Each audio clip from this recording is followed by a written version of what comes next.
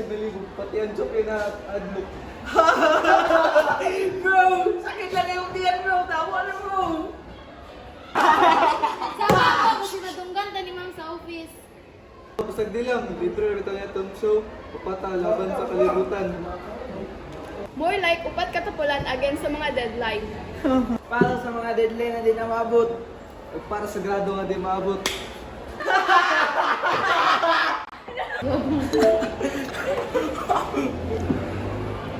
Ano yan tuloy mo? Eh, kung na pa kayo ayab, makiingkod ba pa ninyo? Okay ra ka, Jay? World Cuper man ka lately. Okay na kayo po eh, tanawagan eh, buhay pa kayo, di ba? Kapit ko gyapon, bro! Mauli na to ta, hapon na ba iya? Ganyan sa mama ni mo. Nagtuon ka about yung shit. Oh good, team banding maning, di ba? Kung dapat ay feature ani ba?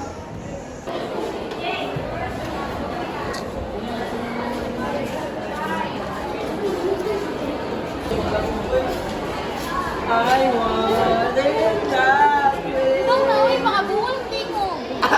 Correct, Justin Bieber nga wala, no to tune.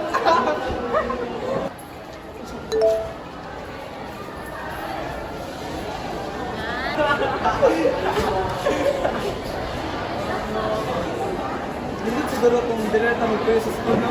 Walay curfew, walay away. Freedom pa na or gusto lang yung buhay niya. Jay, off gid ka karon. Pero ka makatuwa pero murag dili generate. Ay, kabala ka, natural na ni. Ako man ang cloud sa grupo. Dili man kailangan mag-cloud over. Uy, basta pag di mo mag-thesis about sa kung love life ko na. Hindi man yung message. Wala rin, kapoy lang din. Pero okay na ko.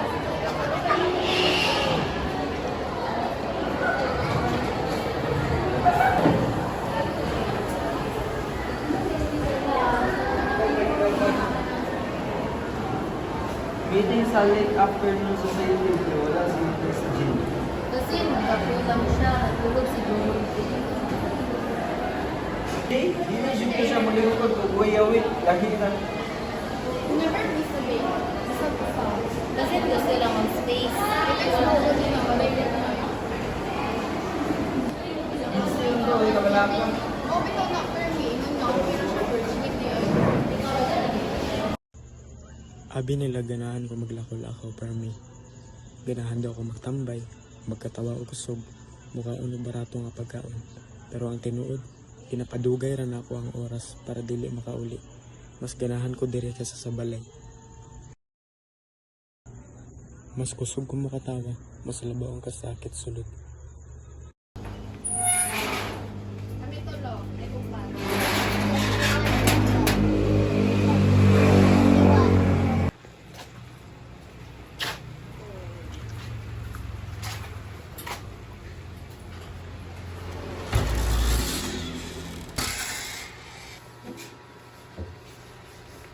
Aha naman po kagikan.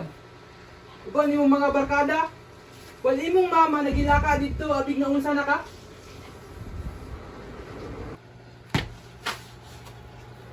Tubag ako.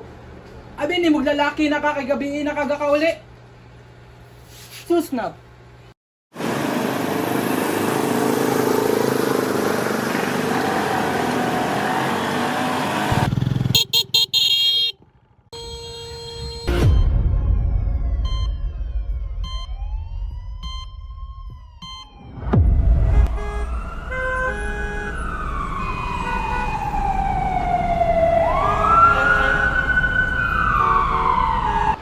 Ambot no?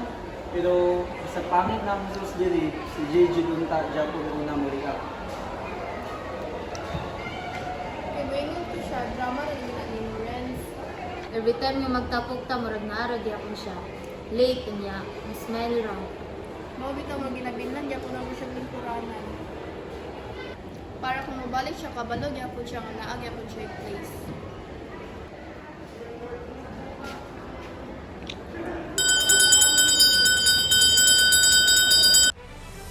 Good evening.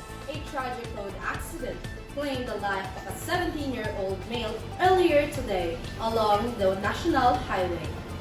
Witnesses say the victim was attempting to cross the street when he was struck by an oncoming vehicle. He was rushed to the nearest hospital but declared dead on arrival. The identity of the victim has been confirmed. As a local senior high school student, authorities remind the public to remain vigilant when crossing the busy streets.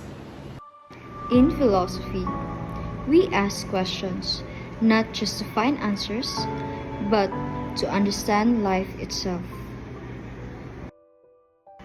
Jay used to laugh the loudest, but maybe that laughter was his way of hiding the noise inside.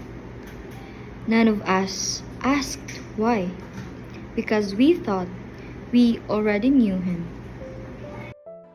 Sometimes reflection comes too late, but through asking, through listening, and through caring, we begin to see what was invisible before.